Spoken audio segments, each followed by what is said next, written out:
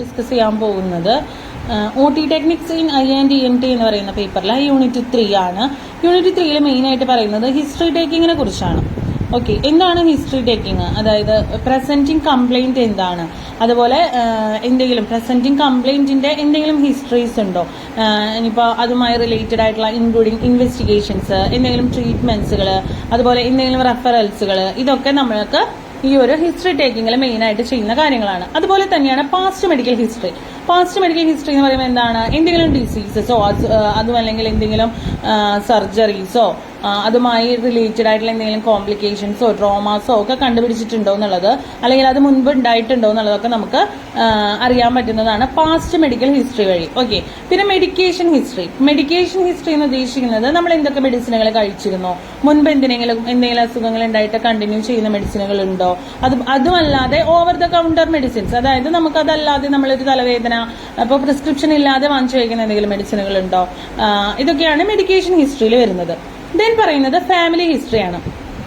Family history എന്ന് ഉദ്ദേശിക്കുന്നത് എന്താണ്, പാരന്റ്സിനോ സിബ്ലിങ്സിനോ ആർക്കെങ്കിലും ഒക്കെ നമുക്ക് എന്താണ് എന്തെങ്കിലും അസുഖങ്ങൾ ഉള്ളത് നമുക്ക് വരുന്ന പാരമ്പര്യമായിട്ടുള്ള അസുഖങ്ങൾ ഉണ്ടോ എന്നുള്ളതൊക്കെ അറിയാൻ വേണ്ടിയിട്ടാണ്. സോഷ്യൽ ഹിസ്റ്ററി എന്ന് ഉദ്ദേശിക്കുന്നത് എന്താണ്, ആ ഒരു ഇതില് സൊസൈറ്റിയിൽ എങ്ങനെയാണ് ഈ ഒരു പേഷ്യന്റ് ഇപ്പോൾ ഒരു സ്മോക്കിംഗ്, ആൽക്കഹോള്, അതും അല്ലാതെ എന്തെങ്കിലും ഡ്രഗ്സ് അഡിക്ഷൻ, അങ്ങനെയായിട്ടുള്ള എന്തെങ്കിലും കാര്യങ്ങളോ അതുമല്ലെങ്കിൽ നമ്മുടെ എന്തെങ്കിലും ഹോബീസോ അങ്ങനെയുള്ള കാര്യങ്ങൾ എന്തെങ്കിലുമൊക്കെ ഉണ്ടോ എന്നുള്ളത് നമ്മുടെ സോഷ്യൽ ഹിസ്റ്ററി വഴി നമുക്ക് അറിയാൻ പറ്റും എന്നാണ് പറയുന്നത്. ഇങ്ങനെയാണ് നമ്മളൊരു നോർമലി ഹിസ്റ്ററി ടേക്കിംഗ് ചെയ്യുന്നത്. അതിന് ഒരുപാട് പ്രൊസീജിയേഴ്സ് ഉണ്ട്. ഓരോ സ്റ്റെപ്പ് ബൈ സ്റ്റെപ്പ് ആയിട്ടാണ് അത് പറയുന്നത്. അപ്പൊ നെക്സ്റ്റ് പറയുന്നത് പ്രൊസീജിയേഴ്സിന്റെ സ്റ്റെപ്പുകളെ കുറിച്ചാണ്. ഫസ്റ്റ് പറയുന്നത് സ്റ്റെപ്പ് 1 ആണ്. ഓക്കെ, അപ്പൊ സ്റ്റെപ്പ് 1 പറയുന്നത് എന്താണ്, നമ്മളെ കുറിച്ച് എന്താണ്, നമ്മളുടെ പേര്, ഇൻട്രൊഡ്യൂസ് യുവർ സെൽഫ് ആണ് പറയുന്നത്. പിന്നെ എന്താണ് നമ്മൾ ചെയ്യാൻ പോകുന്നത് എന്നുള്ളത്, അതുപോലെ പേഷ്യന്റിന്റെ കൺസെന്റ്, അതായത് പേഷ്യന്റ് കമ്മ്യൂണിക്കേറ്റ് ചെയ്യുക, അതുപോലെ പേഷ്യന്റിന്റെ സമ്മതത്തോടു കൂടെ വേണ്ടി മാത്രമാണ് നമുക്ക് ഈ ഒരു ഹിസ്റ്ററി ടേക്കിങ്, പേഷ്യന്റിന്റെ കോർപ്പറേഷനും കൂടി ഉണ്ടെങ്കിൽ മാത്രമേ നമുക്കത് ചെയ്യാൻ പറ്റുള്ളൂ. നെക്സ്റ്റ് പറയുന്നത് സ്റ്റെപ്പ് 2 പ്രസന്റ് കംപ്ലൈന്റ് എന്താണ്, അതായത് ഇപ്പൊ എന്താണ് ബുദ്ധിമുട്ട് എന്നുള്ളത്. അപ്പൊ അതിലൊരു എക്സാമ്പിൾ പറഞ്ഞേക്കുന്നത് ചെസ്റ്റ് പെയിൻ ആണ്. ഓക്കെ, നെക്സ്റ്റ് പറയുന്നത് ഹിസ്റ്ററി ഓഫ് പ്രസന്റ് കംപ്ലൈന്റ്. ഇപ്പോഴത്തെ കംപ്ലൈന്റ് എന്താണെങ്കിൽ അതിനനുസരിച്ച് അതിൻ്റെതായ എന്തെങ്കിലും ഹിസ്റ്ററീസ് മുൻപ് ഉണ്ടായിട്ടുണ്ടോ എന്നുള്ളതാണ് അതിൽ ചോദിക്കുന്നത്. ഓക്കെ, അപ്പോൾ അതുമായിട്ട് റിലേറ്റഡ് ആയിട്ട് നമുക്ക് എവിടെയാണ്, ഏത് സൈറ്റ് ആണ്, അത് എങ്ങനെയാണ്, ഗ്രാജുവൽ ആയിട്ടാണോ അതോ സഡൻ ആയിട്ടാണോ, അതിന്റെ എന്താണ് ഇപ്പോൾ ഒരു ബേണിംഗ് സെൻസേഷൻ ആണോ, അതോ നമുക്ക് ടൈറ്റ്, അതായത് നെഞ്ചരിച്ചിലായിട്ടാണോ, അതോ അതിന്റെ വലിച്ചലായിട്ടാണോ, പിന്നെ എന്താണ് ബേണിംഗ് സെൻസേഷൻ, അല്ലെങ്കിൽ ഇപ്പോൾ ഒരു നെഞ്ചരിച്ചിൽ, അല്ലെങ്കിൽ കുത്തനെയുള്ള എന്തെങ്കിലും ഭയങ്കര കുത്തിയുള്ള ഒരു വേദന, അങ്ങനെയൊക്കെയാണോ എന്നുള്ളതാണ് അതിന്റെ ക്യാരക്ടർ നമ്മൾ മനസ്സിലാക്കുന്നത്. പിന്നെ പറയുന്നത് എന്താണ്, നമുക്ക് ആ ഒരു ടൈമിൽ നമുക്ക് അതുമായി അസോസിയേറ്റഡ് ആയിട്ടുള്ള എന്തെങ്കിലും സ്വെറ്റിങ്ങോ വോമിറ്റിംഗ് ടെൻഡൻസി, അതുപോലെ അങ്ങനെയുള്ള കാര്യങ്ങൾ എന്തെങ്കിലും ഉണ്ടോ എന്നുള്ളത്, എത്ര സമയം ഈ ഒരു എത്ര ടൈമാണ് അത് ലാസ്റ്റ് ചെയ്യുന്നത് ആ ഒരു വേദന.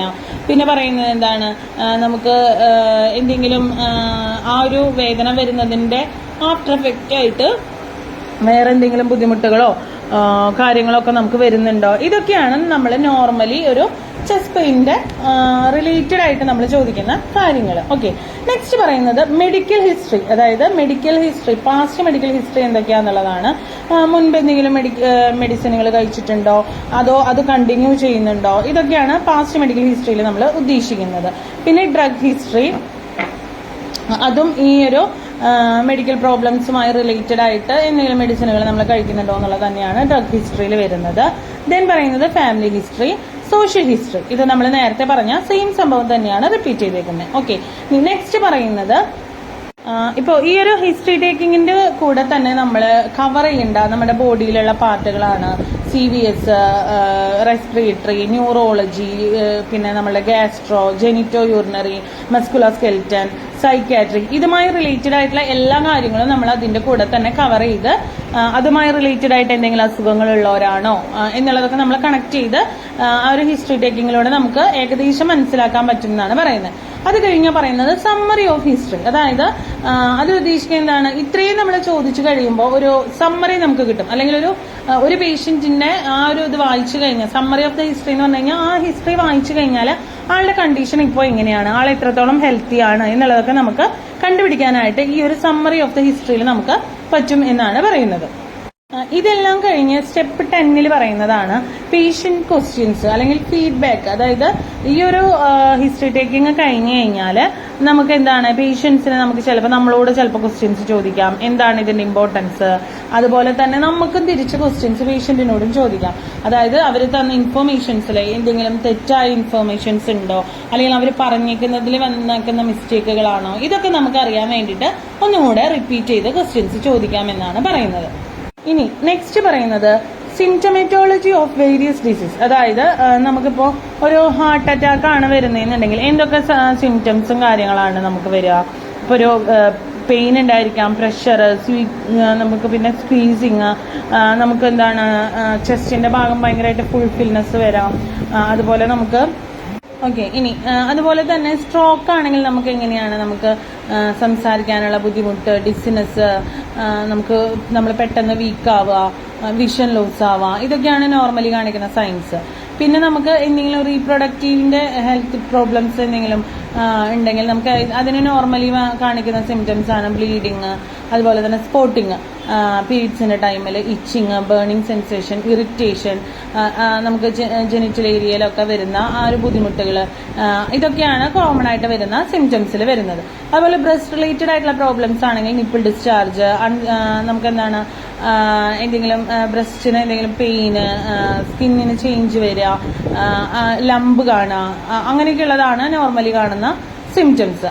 പിന്നെ പറയുന്നത് സ്റ്റൊമക് റിലേറ്റഡ് അല്ലെങ്കിൽ ഡൈജസ്റ്റീവ് പ്രോബ്ലംസ് എന്തെങ്കിലും ഉണ്ടെങ്കിൽ നമുക്ക് വരുന്ന സിംറ്റംസ് ആണ് റെക്ടൽ ബ്ലീഡിങ് വരാം. അതുപോലെ തന്നെ സ്റ്റൂളിൽ ബ്ലഡ് വരാനായിട്ടുള്ള ചാൻസ് ഉണ്ട്, ബ്ലാക്ക് കളറിൽ സ്റ്റൂള് വരിക. പിന്നെ നമുക്ക് എന്താണ് ബൗൾസിന് നമുക്ക് കൺട്രോൾ ചെയ്യാൻ പറ്റാത്ത സിറ്റുവേഷൻ വരിക, ചിലപ്പോൾ കോൺസ്റ്റിപ്പേഷൻ വരെ വരാം, അതും അല്ലെങ്കിൽ ഡയേറിയ ആവാം. അങ്ങനെയുള്ള കാര്യങ്ങളും നമുക്ക് ഈ ഒരു ഡൈജസ്റ്റീവ് സിസ്റ്റത്തിൽ എന്തെങ്കിലും പ്രോബ്ലംസ് ഉണ്ടെങ്കിൽ വരാവുന്ന സിംറ്റംസ് ആണ്.